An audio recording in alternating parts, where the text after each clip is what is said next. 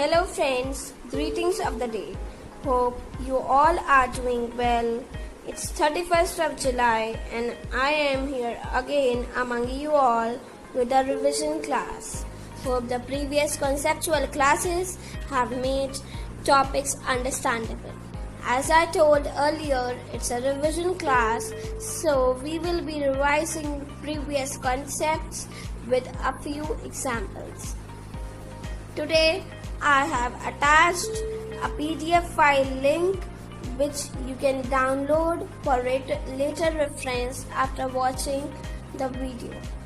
So now let's move ahead with first revision exercise, which is related to lesson 1, that is sentence and its type.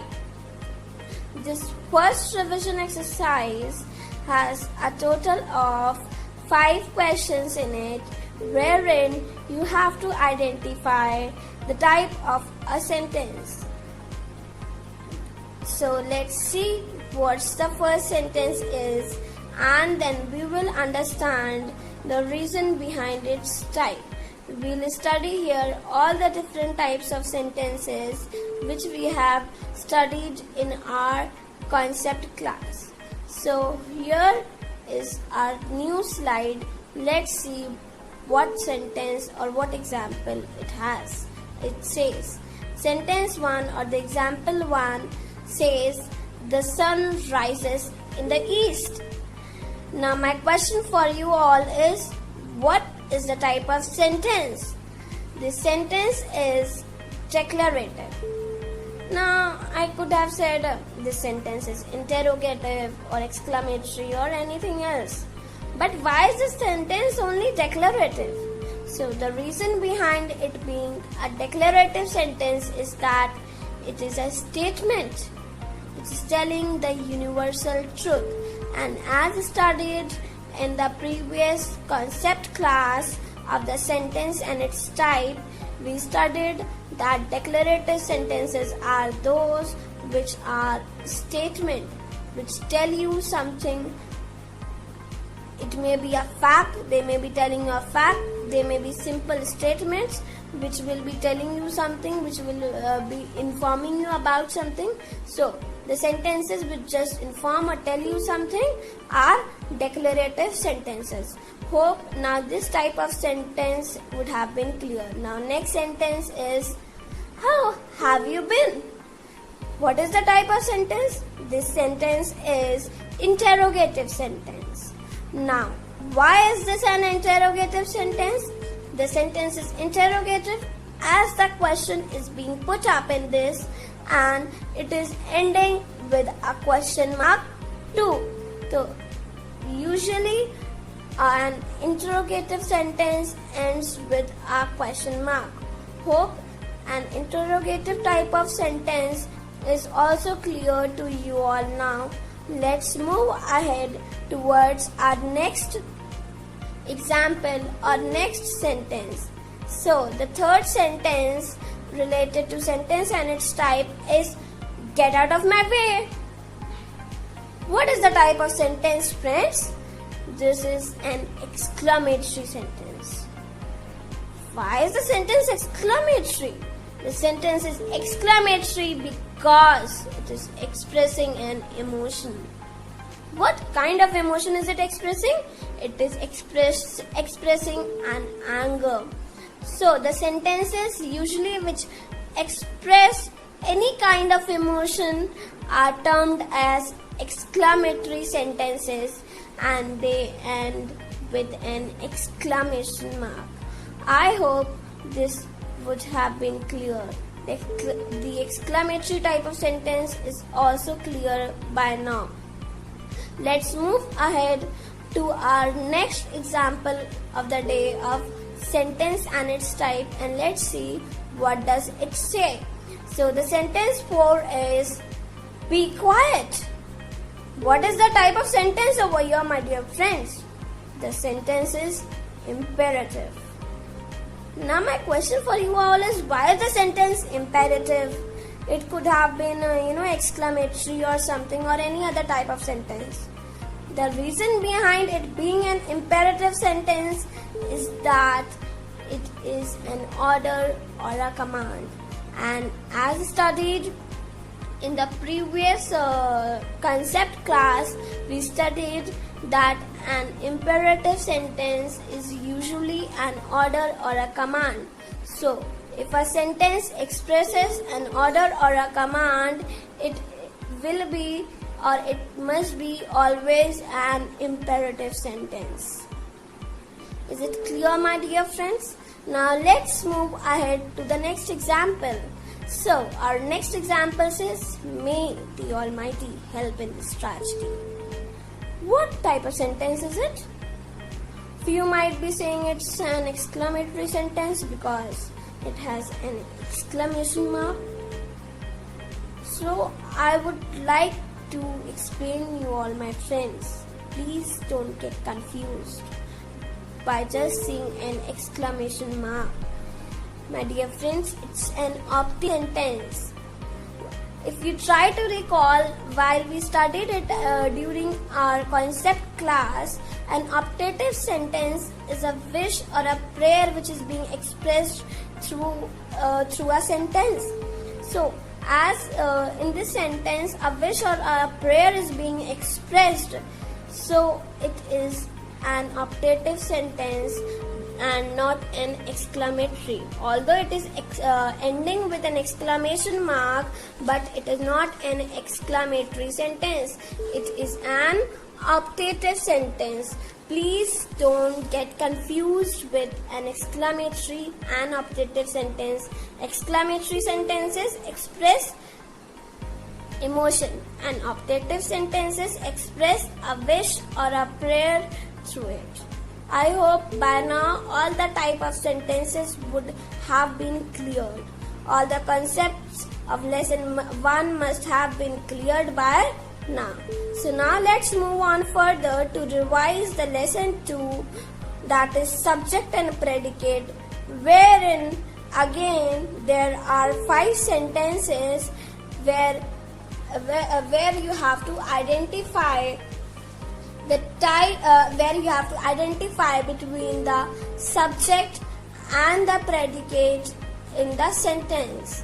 Now this is also a revision class for subject and predicate, which was a lesson 2 in our concept class, and here we'll learn and understand it more through the various examples. So now let's see ahead what are our examples. Sentence 1. It says, the hunter shot the lion. So question 1 for sentence 1 is asking, who shot the lion? Of course, you all are correct, absolutely correct, my friends. The hunter. So over here, the subject is the hunter. Why is only the hunter as the subject in the sentence? Because it is what we are talking about in the sentence. So as studied in the concept class, subject is something about which we talk about in the sentence. Now with reference to the above sentence, we have a question 2 which is asking, whom did the hunter shoot? And you all are absolutely correct. Hunter shot the lion. But what will be the predicate part of the sentence? Shot the lion will only be the predicate part of the sentence as studied earlier in the concept class. As we have identified the subject, the remaining part will be the predicate, as it consists of verb, article and other parts of speech. So basically, or often we can say, subject includes noun or pronoun, and the rest parts of speech are basically included in the predicate part of the sentence. I hope this sentence is clear to all of you. Now let's move ahead towards our next example for subject and predicate, that is our sentence 2 or example 2, and let's see what does it say. Look towards your screen and here is your next slide. Let's see what does it say, what does it bring what kind of sentence it has, and let's see what is it showing or what is it asking. So the sentence 2 is saying Ram was flying a kite.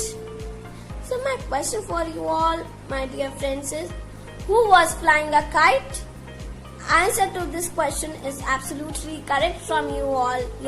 You all thought absolutely correct answer, that is Ram. Subject in this sentence is Ram. Yes, because we are talking about Ram in this sentence, so Ram will be the subject. With reference to the above sentence, again a question 2 for this sentence. What was Ram doing? Flying a kite. So now I would like to ask, what is the predicate in the sentence? First, flying a kite will be the predicate in the sentence. As studied earlier, verbs are also included in the predicate part of the sentence. Now let's move towards the next sentence, that is sentence 3, the boy caught the ball. Now my question for you all is, who caught the ball? Yes, you all are absolutely correct, the boy. Subject. What will be the subject in the sentence? The boy is the subject in the sentence, because we are talking about the boy. With reference to the above sentence, question 2 is asking, what did the boy catch? The ball. Now the predicate for the sentence will be caught the ball. Why caught the ball will be the predicate in the sentence? Because caught being a verb will also be included in the predicate part of the sentence. Let's see, this is the most important example of subject and predicate, which says sit down. And the question 1 from me to you all is, who has to sit down? Many of you will say, ma'am, it has no subject, but I would say it too has a subject, but it has a hidden subject in it. Understand with the correlated with the first lesson which I took, that was type of sentence. It is an imperative sentence, and imperative sentences often have hidden subjects. So you over here is hidden, and you is the hidden subject, as it is an imperative sentence. Now with reference to the above sentence, my question number 2 for you all is, what do you have to do? So answer 2 is sit down.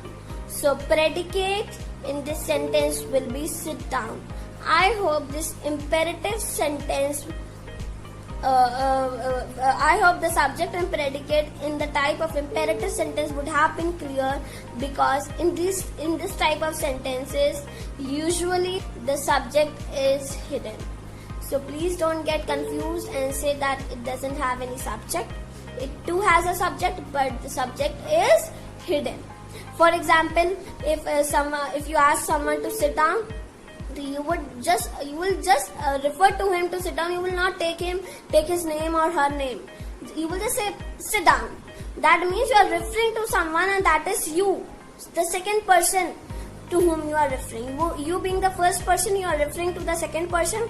That is why the subject will be you in the sentence. I hope this kind of sentence and the subject and predicate in this sentence is more clear to you now. And now let's move on to our last example of our day, and to our last example of the subject and predicate revision exercise, and let's see what does it say, or what is it asking. So the sentence 5 is saying the cat killed the mouse. Oh, so what is the question 1, or what is it asking? It is asking who killed the mouse. So answer 1 to this question will be the cat. The subject over here in this sentence is the cat. With reference to the above sentence, question number 2 is asking, whom did the cat kill? Yes, the mouse. So the predicate in this sentence will be killed the mouse, because killed being a verb will also be included in the predicate. I hope by now the concept of sentence is clear to one and all. Even if you still have some doubt, you can ping me in the comments section and I will be happy to receive your feedback as well. I hope by now you have subscribed to my channel. If not, do it now and do press the bell icon to not miss out on any update. Thanks for watching.